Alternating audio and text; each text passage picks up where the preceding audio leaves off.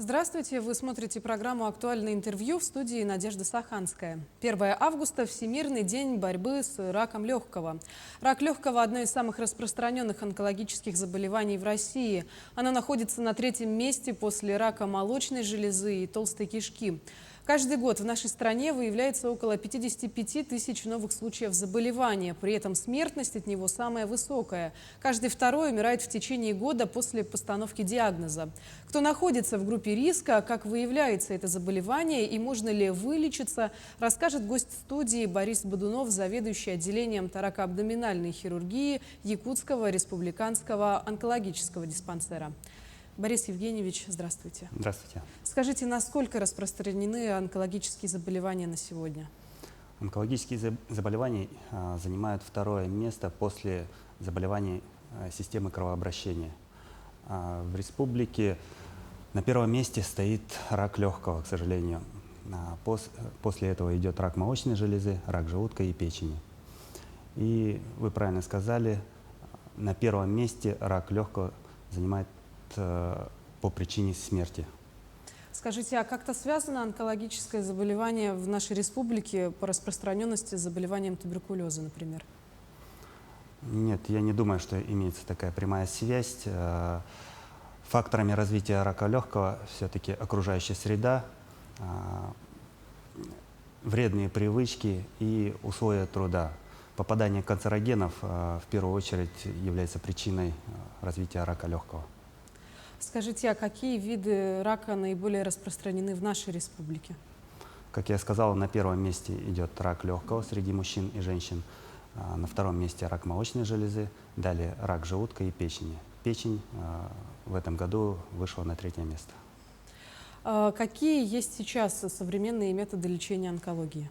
Основные 3 метода лечения, они всегда были и будут. Это хирургическое лечение, лучевая терапия и лекарственная терапия. Другое дело, что ежегодно все развивается и виды совершенствуются. Если сказать о лекарственной терапии, то появляются новые препараты, новые виды лечения лекарственной терапии. Это иммунотерапия, таргетная терапия. Современная физика, промышленность позволяет сделать аппараты лучевой терапии более сконцентрированные, фокусные, что позволяет уничтожать легкое, не повреждая окружающие ткани. К примеру, хирургическое лечение совершенствуются методы, позволяющие малотравматично удалять опухоль. Но наша республика тоже может похвалиться новыми передовыми методами. Да, несомненно. Современная хирургия в нашем онкодиспансере тоже присутствует. Мы выполняем операции через малые доступы, торакоскопические. Небольшие разрезы делаются в грудной клетке. Туда устанавливается видеокамера и инструменты. И таким образом выполняется стандартная радикальная операция. Борис Евгеньевич, скажите, а примерно сколько пациентов в год проходит лечение в онкодиспансере? Ежегодно регистрируется в Республике Саха-Якутия около 350 новых случаев рака легкого. Около 40% это, к сожалению, запущенная стадия, 3-я, 4-я, которая подлежит только лекарственной терапии в большей степени. 1-я, 2-я стадия проходит все комплексное лечение, начиная с хирургии. Здесь можно выделить как-то метод географии республики, с каких районов больше приезжает больных? Вилюйская группа районов довольно распространенная и Южная Якутия, Алдан, Мирный. Как диагностировать заболевание, если вот бывают такие случаи, когда действительно приезжает человек уже с запущенной стадией заболевания? Может быть, есть какие-то методы на начальной стадии? Запущенную стадию очень легко диагностировать. Там полная развернутая клиническая картина, проблем не существует. А вот на начальной стадии выявить рак легкого довольно-таки сложно. И тут уже приходится применять скрининговые методы диагностики и диспансеризацию. Только таким образом можно выявить 1-ю стадию. Насколько такие методы диагностики и скрининга сейчас доступны населению? Я считаю, довольно-таки доступны, потому что на сегодняшний день в онкологическом диспансере при поддержке Министерства здравоохранения Республики Саха-Якутия введена программа «Онкоскрининг», которая позволяет каждому желающему пройти анкетирование, и по результатам анкетирования уже будут приглашены в онкологический диспансер для проведения дообследования. Скажите, но у нас часто все еще любят люди ставить себе диагноз посредством интернета. Есть ли какие-то определенные факторы, которые уже позволяют насторожиться и обратиться к соответствующему специалисту? Я думаю, не стоит диагноз ставить через интернет. Все-таки надо обратиться к любому врачу, будь то терапевт, будь то онколог по месту жительства, так как специфических симптомов не существует. Довольно-таки распространенные симптомы – это быстрая утомляемость, слабость, также изменение цвета кожи, нарушение функции мочеиспускания и нарушение стула. Это основные симптомы. Цвет кожи меняется в связи с повышением какого-то гормона в организме?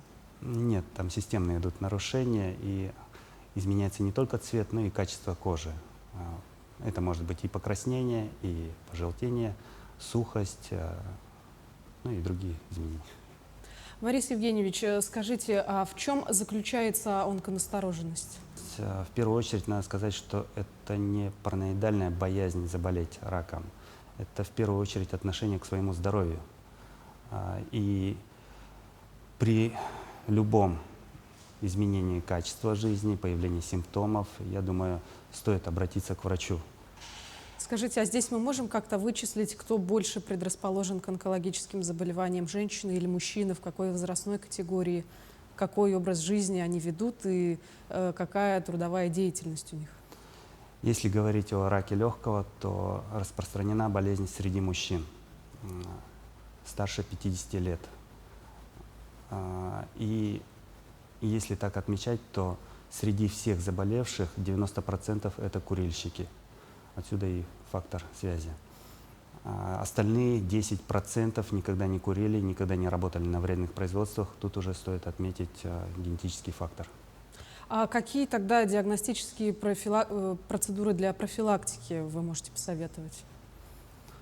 Соблюдение здорового образа жизни, отказ от курения, ну и профилактические осмотры. Борис Евгеньевич, куда и как можно обратиться к врачу-онкологу? В первую очередь стоит отметить, что по месту жительства в поликлиниках есть онкологи. Можно туда обратиться. Ну а также онкологический диспансер принимает всех пациентов даже без направления из поликлиник и без обследования. Существуют акции выходного дня, когда сотрудники онкологического диспансера принимают по выходным. Стоит только записаться через колл-центр в регистратуре. Ну, а если мы говорим, вот, например, о системе здравоохранения в отдаленных районах республики, где не то что онколог, терапевта нечасто можно встретить? Но в первую очередь нужно найти врача-терапевта, которые все-таки распространены по сравнению с онкологами на местах. И он уже даст направление для дообследования в онкологический диспансер. Борис Евгеньевич, скажите, вот мы понимаем с вами, что онкологические заболевания различных органов в системе организма человека различаются по своей сути, но наверняка у них есть какие-то схожие черты. Ну, большинство пациентов отмечают, что заболевание проявляет себя на ранних стадиях или появление заболевания с общей утомляемости и слабости. Дальше уже идут нарушения функций и систем организма. Как я сказал, уже появляются жалобы. Вы также отметили, что онкологические заболевания в малых процентах случаев передаются генетическим путем. Можно ли как-то подробнее развить эту тему? Генетическая предрасположенность отмечена в некоторых группах онкологических заболеваний. Рак шейки матки, рак молочной железы и можно отметить рак легкого. Это вот в 3 случаях, которых я знаю. Четкую связь с генетическими факторами. Ну, я имею в виду, что, например, не бывает же такого, когда у ребенка в раннем возрасте выявляется онкологическое заболевание только потому, что оно было передано генетически. И не всегда развивается предрасположенность именно в маленьком возрасте, но она имеется. И при действии других факторов большая вероятность, что все-таки онкологическое заболевание себя проявит. Борис Евгеньевич, и напоследок, что бы вы хотели пожелать нашим телезрителям, возможно, дать какие-то советы для того, чтобы они бережнее относились к своему здоровью? Соблюдайте здоровый образ жизни, бросайте курить и занимайтесь, по мере возможности, спортом. Благодарю вас за содержательную беседу. Будем надеяться, что после просмотра этого интервью многие сделают для себя необходимые выводы. Спасибо. Ну а я напомню, вы смотрели актуальное интервью. Берегите себя. До встречи.